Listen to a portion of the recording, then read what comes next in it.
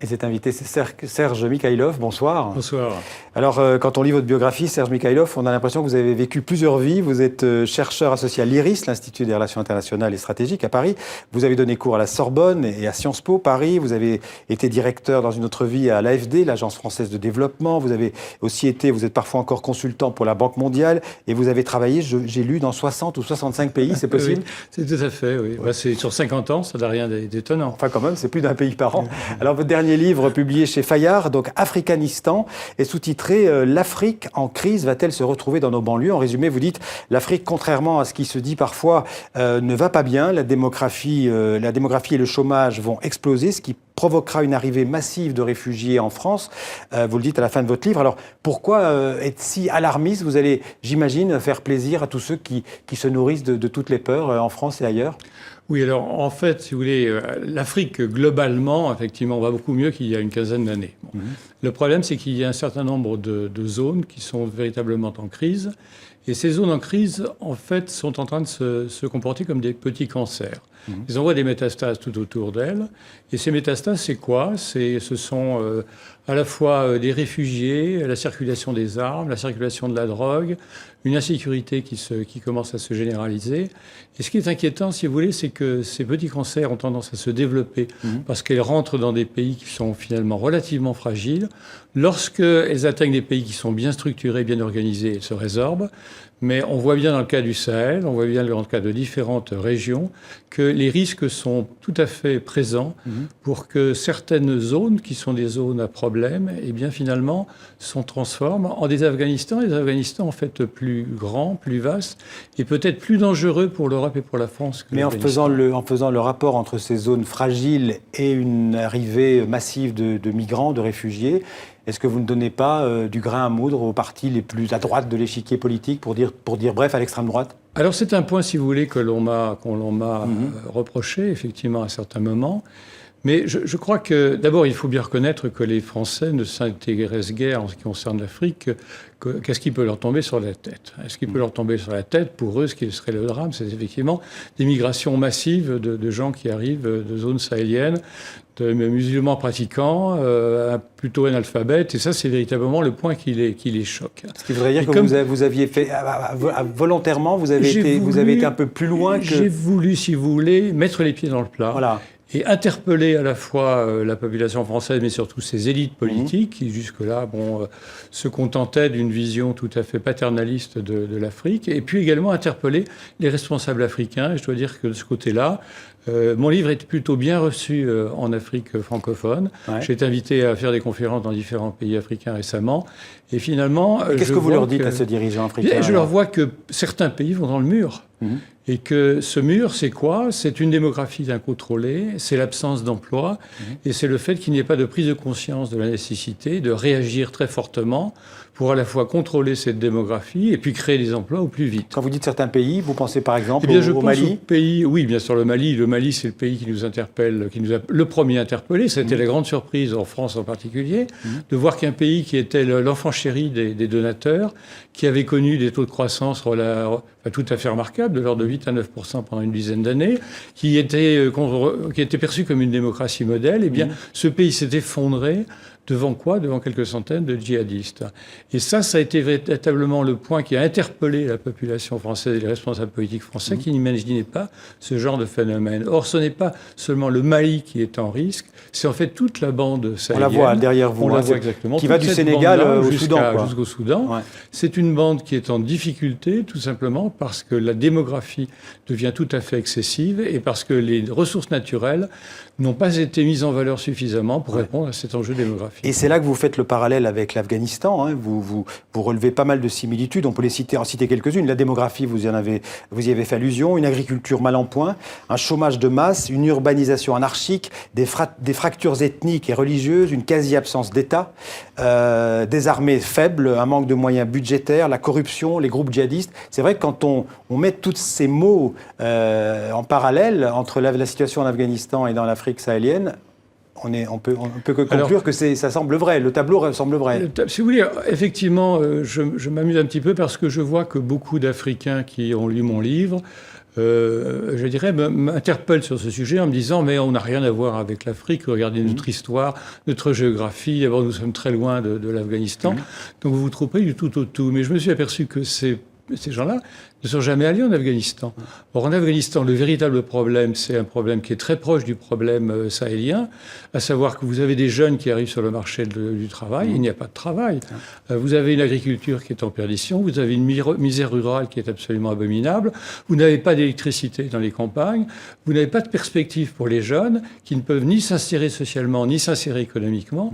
Et finalement, la meilleure opportunité pour les jeunes en Afghanistan, c'est de s'insérer dans les réseaux de la drogue, dans les réseaux de l'opium, et puis finalement dans c'est ce schéma-là qu'on voit, c'est ce schéma-là qu'on voit se développer dans beaucoup de pays sahéliens. Et c'est un schéma qui est très inquiétant parce que ces réseaux de trafic, ce sont effectivement les réseaux les plus rentables pour les jeunes qui sont sans boulot, mais ces réseaux sont contrôlés ou associés à des groupes djihadistes qui ensuite reformatent les jeunes et en font des machines à tuer. Alors l'exemple afghan, c'est aussi l'exemple d'un pays qui était, je dirais, occupé, ou en tout cas aidé militairement par l'Occident, notamment essentiellement par les États-Unis. Est-ce que vous faites le parallèle aussi avec l'intervention militaire française dans plusieurs pays du Sahel ? Je fais le parallèle, sachant que l'intervention militaire française, je dirais, est quand même plus intelligente que l'intervention militaire américaine, en ce sens qu'elle sait très bien qu'elle n'a pas les moyens de résoudre elle-même les problèmes sécuritaires dans ces pays, alors que l'US Army pensait qu'il suffisait de tuer les méchants, comme elle le disait, pour régler le problème. Bon. L'armée française est bien consciente qu'il lui faut aider à reconstruire des armées africaines, mais je dirais elle n'a pas de moyens budgétaires pour cela propre, et elle a, je dirais, la France a confié ses ressources aux institutions multilatérales qui en fait ne s'occupent pas de cela. Et le cri d'alarme que j'ai poussé vis-à-vis des autorités françaises, c'est le suivant, à savoir que nous avons, pour des raisons, une croyance en une plus grande efficacité des institutions, transféré nos ressources consacrées à l'aide au développement à des grandes institutions comme l'Union européenne, comme la Banque africaine ou comme la Banque mondiale, etc. On peut citer deux chiffres. L'aide au développement française, à peu près, vous le dites, à peu près 10 milliards d'euros par an. 10 milliards d'euros par an. Et ça, c'est l'aide multilatérale. Alors ça, c'est non. Ça, c'est, disons, ce qu'on appelle l'aide publique au développement. C'est un concept un petit peu vague, et entre nous qui n'a pas grand sens. Ce qu'il faut regarder, c'est l'effort budgétaire réel français. Cet effort budgétaire réel, c'est 2,8 milliards. C'est ça qui correspond à un effort budgétaire réel. Donc c'est moins que les 10 milliards. Donc c'est beaucoup moins que les 10 milliards. La différence, c'est un petit peu de la mousse. D'accord. Bon. Eh bien, des remises de dette, etc., enfin, qui ne sont pas une vraie aide. Effectivement, qui ne sont pas véritablement d'aide. Mais sur les 2,8 milliards d'efforts budgétaires, il y en a 1,7 qui est donné aux institutions multilatérales et donné sans conditions bien précises, en disant faites pour le mieux. Et ces institutions en font un usage, je dirais, de type caritatif, mais ne s'occupent absolument pas des problèmes de sécurité et s'occupent de... Et ce que vous êtes en train de nous dire, c'est que l'aide au développement, notamment français, c'est un peu de l'eau versée dans le sable ? C'est un peu de l'eau versée dans le sable, à savoir que ce qui peut véritablement être utile aux pays sahéliens, ça représente epsilon, c'est-à-dire peut-être une centaine de millions sur les 2,8 milliards d'efforts budgétaires. Donc je dis en gros aux politiques français, mais attention, réveillez-vous.